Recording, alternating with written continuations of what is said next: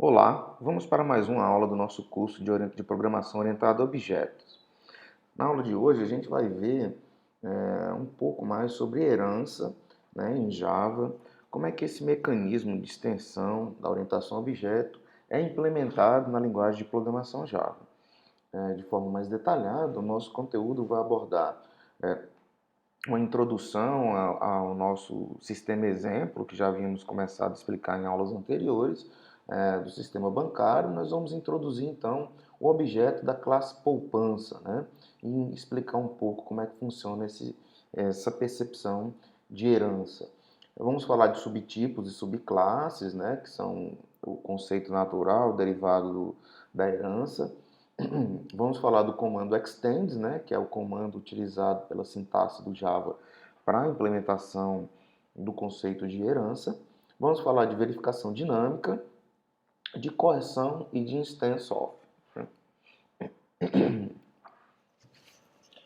Então, seguindo o nosso exemplo lá, nossa aplicação exemplo do sistema bancário, a classe poupança nada mais é do que uma classe, né, que é uma conta específica do banco, que ela pode render juros, né? Então, você tem uma aplicação nessa conta, né, poupança, e determinado período do mês, né, que se chama a data base, né, o aniversário daquela conta ou daquela aplicação na conta, rende um determinado juros sobre aquele saldo presente na conta. Então, basicamente, ela possui as mesmas características da classe conta, né? E possui um comportamento adicional, que é esse render juros, né? Descrito aí pelo método render juros. Ela muda de estado, muito parecido com uma conta, né? Então, você pode fazer um crédito, né? Creditar R$ 10 aí e o saldo vai ser alterado.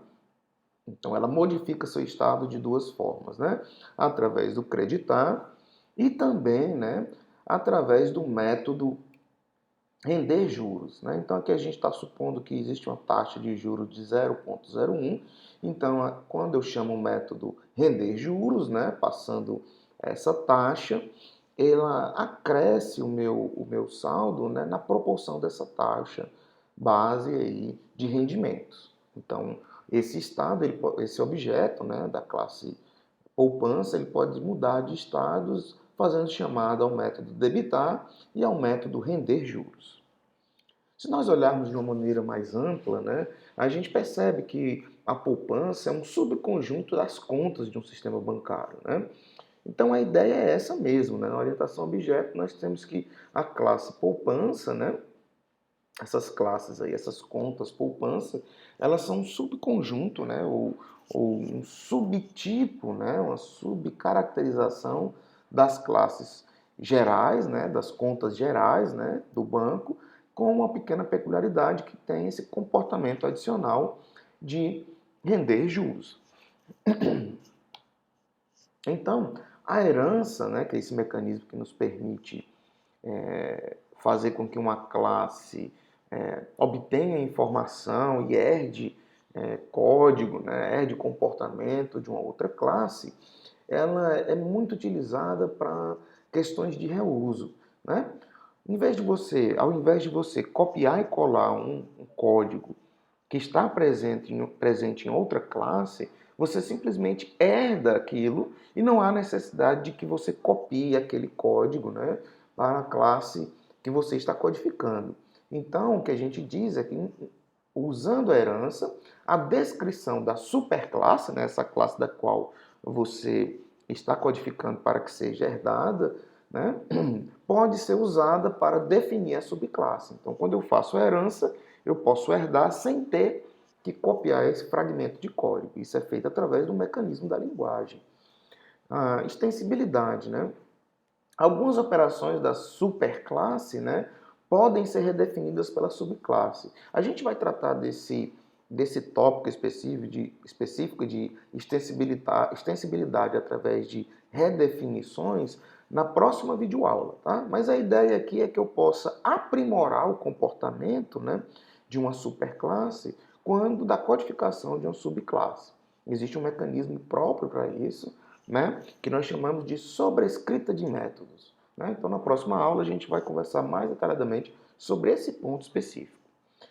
Além disso, né, o comportamento dos objetos da subclasse, né, como eu disse, é semelhante, ou seja, é igual, ele herda o comportamento da superclasse. Então, todos os métodos, né, que estão disponíveis na superclasse também vão estar disponíveis na subclasse. Existe também o princípio da substituição. O que é legal, né? Se você tem objetos de uma classe, né, onde você espera objetos de uma superclasse, né, você pode passar objetos da subclasse. Então, eu posso substituir onde se espera objetos da superclasse, eu posso passar objetos da subclasse. Por que isso acontece? Né? Porque objetos da subclasse possuem o mesmo comportamento, né?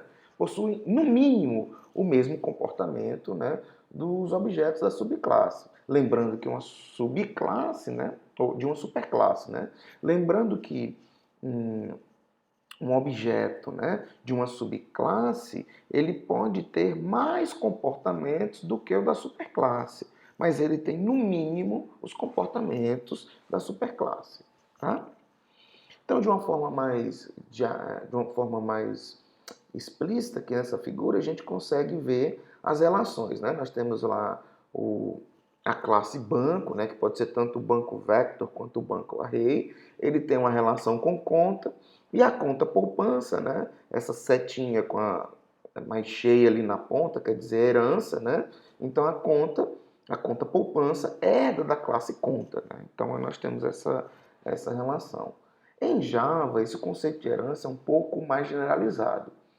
Toda classe em Java, ela herda direta ou indiretamente da classe Object. Né? Então você não precisa dizer explicitamente. Se você criou uma classe, a linguagem de programação Java entende que aquela classe ali herda automaticamente de Object. Object tem um conjunto de métodos lá, né, que são padrão para todas as classes, né, de objetos que são escritos na linguagem Java. Tá bem? Vamos ver como é que fica a nossa classe poupança. Né? Então, nossa classe poupança, observem aí na linha 1, né, ela usa a palavra reservada extends, né, para dizer que está herdando da classe conta. Olha só. E aí, então, eu crio lá o construtor, né, da classe poupança, da classe conta poupança, né, e aí ela recebe como argumento o número, né, que é o número da conta, similar à classe conta também. E ela possui na linha 5, né, o método render juros, né, que recebe um double, que é a taxa. E basicamente o que ele faz, quando eu mando render juros, ele vai lá e simplesmente pega o saldo, multiplica pela taxa de juros, né, e manda acreditar esse valor. Perceba, né, que a classe conta poupança está chamando aí na linha 8 o método creditar. Esse método creditar é herdado da classe conta. Então é como se ele estivesse chamando o creditar sobre a instância dele mesmo, né? Então, essa chamada é uma chamada de método que a própria classe, né, objetos dessa classe fazem a si mesmo. Né? Então, ele pega e acredita esse novo valor, né, esse resíduo, né, da poupança, né, para o saldo da conta, né, da conta poupança. Então, incrementa o saldo aí desse valor de juros, né, que foram acrescidos ao saldo da conta poupança. Então, basicamente, o extend ele é um comando, né, que você tem a subclasse, tem que ter o nome da subclasse, extends, né, e a superclasse, ou seja, a classe da qual você deseja que a classe em questão herde. Então, esse daí, de forma geral, é o mecanismo, né, de Java para garantir a herança, né? E Java, diferentemente da linguagem de programação C++, por exemplo, ela só admite herança simples. Né? Então, uma classe só pode herdar explicitamente de uma única outra classe. Né? Então, não é permitido herança múltipla. Existem algumas restrições ao comando extend. Né? Atributos e métodos privados são herdados, né? Porém, você não consegue ter acesso diretamente, né? Fazem parte, mas você não consegue ter acesso diretamente, né? Classificador, o qualificador protected, né? Ele garante essa visibilidade compartilhada entre a superclasse e as subclasses, né? Então ele dá uma restrição que outras classes não podem ver ou acessar, né? Há entes daquela classe que estão definidos como protegidos, né? Como protected, porém a subclasse consegue acessar diretamente, né? Então isso é uma visibilidade cinza, né? Vamos dizer assim. Nós temos o privado, que é invisível, né? Ninguém consegue acessar. Temos o protected, que é cinza, ou seja, apenas as classes que herdam de uma determinada classe conseguem acessar esses entes, né? Esses atributos, né? E nós temos a visibilidade public, né? Que ela quando eu digo que é public, qualquer classe, né, pode acessar entes de uma outra classe, métodos, atributos, né? Os construtores não são herdados. Lembrem que em Java, o construtor, né, ele leva o nome da classe. Portanto, como cada classe tem um nome diferente, o nome do construtor não pode ser herdado. Então, você tem que codificar. Existe o construtor default, né? Se você não der nenhum construtor para uma classe, o compilador Java assume que você tem um construtor padrão. É aquele construtor que tem o nome da classe e não tem nenhum argumento. Porém, na herança, né, só é admitido construtor padrão, né, default, em uma classe que herda de outra, se a superclasse também tiver o construtor default, ok? Usando contas poupança, né? Então, eu criei aqui um códigozinho, olha só, interessante. Na linha 4, eu estou instanciando uma conta poupança, e aí percebam, olha, eu estou atribuindo essa referência para a variável poupança, e na linha 5 e na linha 6 eu aplico, respectivamente, né? Eu chamo o método creditar e debitar. Notem que esses dois métodos estão definidos na classe conta, né? Porém, como conta poupança herda da classe conta, os métodos creditar e debitar também fazem parte da sua descrição, ok? E na linha 8 aí nós chamamos o método render juros, né? Que é um método, esse sim é genuinamente da classe, né, conta poupança. Então a gente tem que entender que em Java, né, nós temos as classes, né, que todas as classes elas definem tipos para variáveis, né? Então eu posso declarar uma variável de um tipo classe, né? E essa classe eu mesmo posso escrever. Então eu posso criar uma variável de um tipo da minha classe, né? Igual eu mostrei ali no exemplo, né, que nós temos a conta poupança, eu criei uma variável que é do tipo conta poupança, né? Então essas classes definem tipos, né? E subclasses definem subtipos, ou seja, tipos que estão relacionados com um tipo previamente criado, né? Então, a relação de herança me permite também pensar na relação de tipos e subtipos, ok? E aí, objetos das classes, né, das subclasses, podem ser utilizados onde objetos do superclasse, né, objetos da superclasse são requeridos. É aquela ideia do princípio da substituição, né? A gente vai ver um pouco mais disso, né?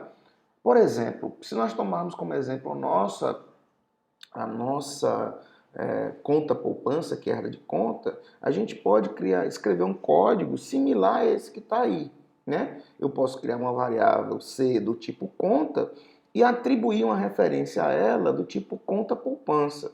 Isso é permitido porque conta poupança é subtipo da classe conta, ok? Então, o tipo de C, que é conta, é um supertipo de conta poupança, né? Então, isso é permitido. Então, eu consigo, mesmo que a variável seja declarada como a do supertipo, eu consigo atribuir uma referência de um subtipo para essa variável. Então, a orientação a objeto permite esse tipo de coisa acontecer. Está aqui um exemplo, né? Nessa descrição aqui, eu tenho uma conta, né? É uma variável conta, e essa variável conta, ela recebe aí uma instância, né? Uma instância de conta poupança, né? E tudo isso funciona. Agora, o que é um tipo estático versus o tipo dinâmico, né? Então, em Java, a gente pode pensar de duas formas.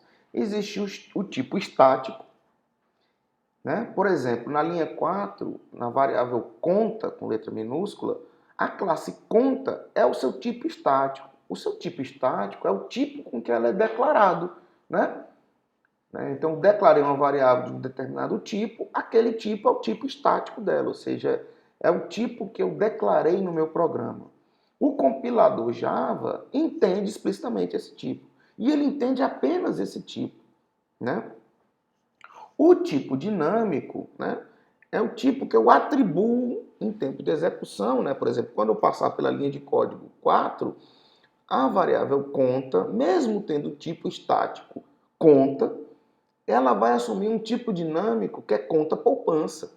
Então, o tipo dinâmico é o tipo, né, do objeto que aquela variável referencia em tempo de execução.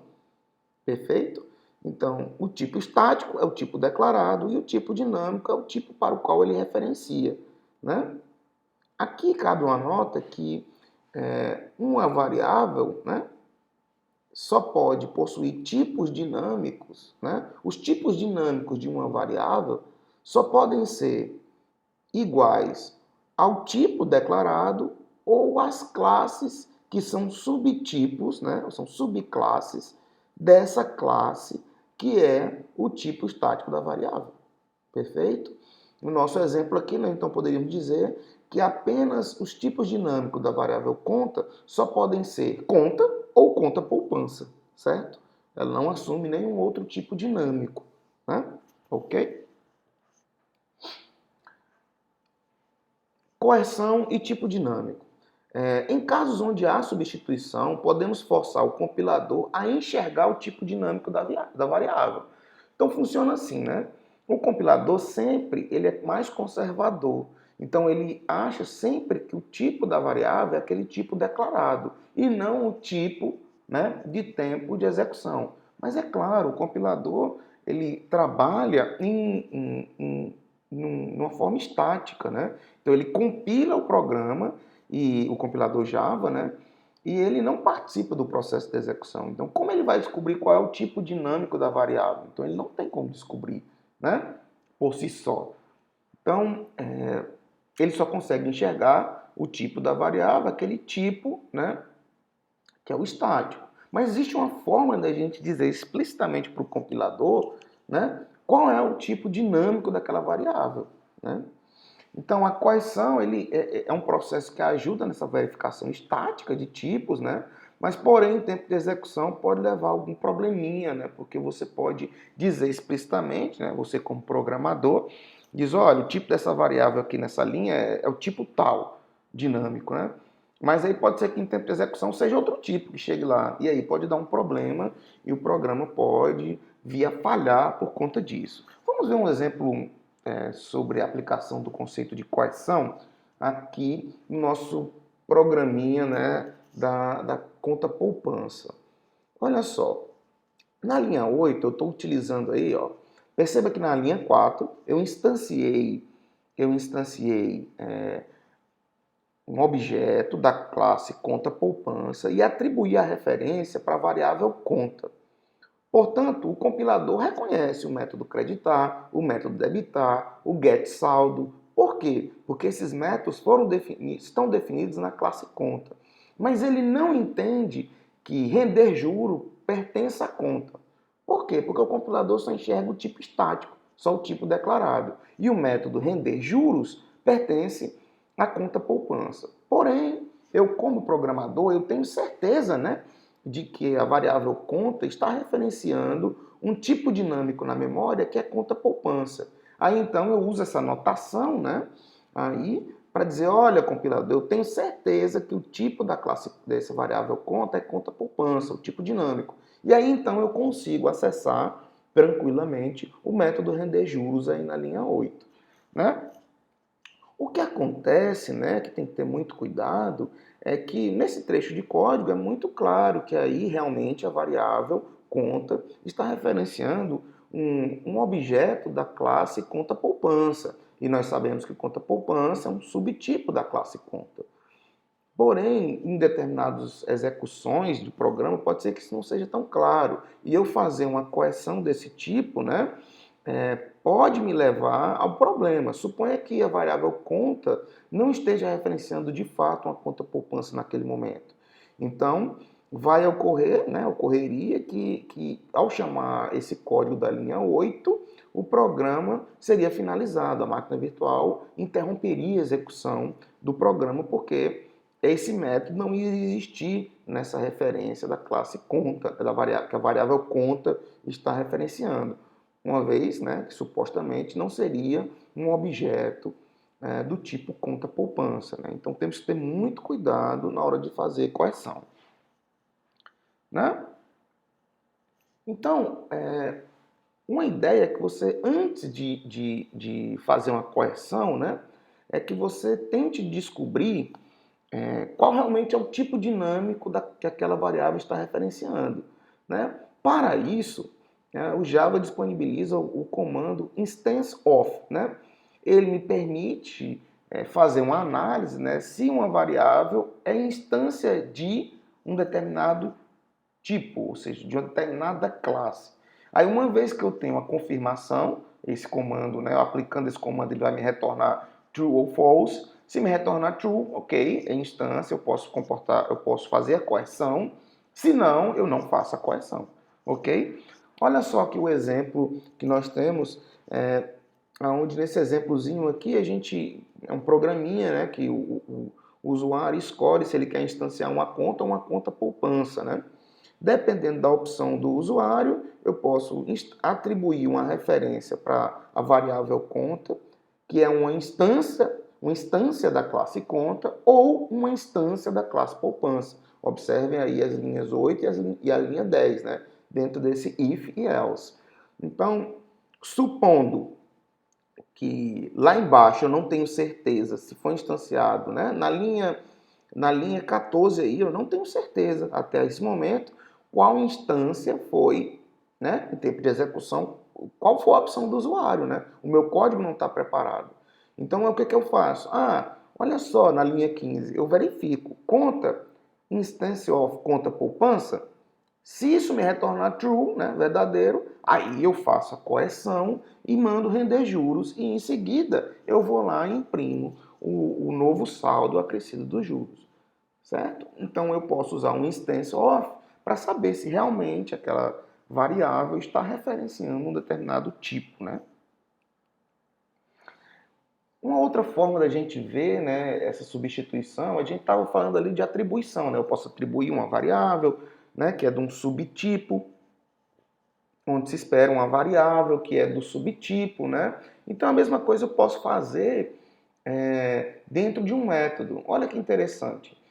Se você observar aí, o método cadastrar do banco array, né? Ele recebe um argumento aí que é uma conta do tipo conta, né? E aí eu vou lá e adiciono dentro do array de contas, né? Eu posso, né, substituir numa chamada esse método, eu posso usar objetos da classe poupança. Olha que interessante. Lá embaixo, ó, na quarta linha, a gente vê que eu tenho uma variável que é poupança, né, do tipo conta poupança. Eu instancio e o método e a variável lá banco.cadastrar permite que eu cadastre uma poupança. Por quê? Princípio da substituição. Eu posso passar um objeto da subclasse, né, onde se espera um objeto da superclasse. Legal isso, não é? Vamos em frente. Então, quando nós falamos de polimorfismo, né, lá no início da disciplina, lá nas primeiras aulas, eu falava sobre essa possibilidade de comportamento, uma variável se comportar de maneira diferente, né, um objeto se comportar de maneira diferente, dependendo da circunstância. Né? Então, aqui a gente já tem isso, né? Então, como eu tenho uma variável, ela pode armazenar objetos de tipos, né, diferentes. Como assim? Eu tenho uma variável que é com uma classe conta, né, declarada como uma classe conta, que é um supertipo. Eu posso receber referências, né? Eu posso receber referências para objetos. Essa variável pode referenciar objetos que são, sim, instâncias da classe conta, mas também pode referenciar objetos que são da classe conta poupança, porque conta poupança é subtipo da classe conta. Portanto, essa variável aqui ela pode se comportar, ela tem tipos diferentes, né? Então eu tenho um polimorfismo de tipo, né? Então, uma vez que eu tenho polimorfismo de tipo, eu posso ter a mesma variável em contextos diferentes se comportar de maneira diferente. Por exemplo, se essa variável recebe uma referência para uma conta poupança, eu vou ter lá o render juros, né, um comportamento adicional. Né? Caso contrário, ela se comporta como uma conta normal. Certo? Vamos dar uma olhada aqui, um exemplo, né, nessa conversão de tipo. Eu tenho na linha 1 uma classe, né, uma variável conta, que está sendo declarada do tipo conta. Eu tenho na linha 2 uma conta poupança, né, uma variável que é chamada poupança, e ela está referenciando uma instância da classe poupança, porque eu estou criando aí, ó, instanciando essa classe. A pergunta é, nós temos na linha 3 e na linha 4 o caso 1 e o caso 2. O caso 1 está ok, né? Por quê? Porque a classe conta, né? Conta, a variável conta, o tipo estático dela é um supertipo da classe poupança. Então eu posso atribuir à variável conta a referência que poupança está também referenciando. Então eu posso atribuir essa referência a ela também. E o caso 2 é possível, né? Então, no caso 2, o compilador vai dizer que está errado. Por quê? Porque o tipo estático da variável poupança é conta poupança. E a conta não é subtipo da conta poupança, né? É o contrário. Então, nesse caso, o compilador diria, não é possível. Ele dava um erro de compilação. Mas se a gente refletir bem, olha só, depois de executada a linha 3, a variável conta está referenciando um objeto na memória que é do tipo conta poupança. Então, eu poderia sim atribuir essa referência à variável poupança, não é mesmo? Né? Então, nesse caso aqui, eu precisaria, né, fazer uma correção. Então, ali na linha 4, eu substituiria, né, depois da igualdade, eu colocaria entre parênteses, né, conta poupança, para dizer, ó, estou fazendo uma correção porque eu tenho certeza que essa variável conta está referenciando o tipo conta poupança. Né? Então, essa que é a ideia, né, da herança e como ela funciona para dar esse conceito de tipagem de variáveis e subtipagem, como a gente consegue herdar os comportamentos, tá bom? Aqui fica uma prática de programação, a PP03, né, que está disponível no Replit, para que vocês entreguem até dia 21, né, a sexta-feira, e a gente vai ficando por aqui.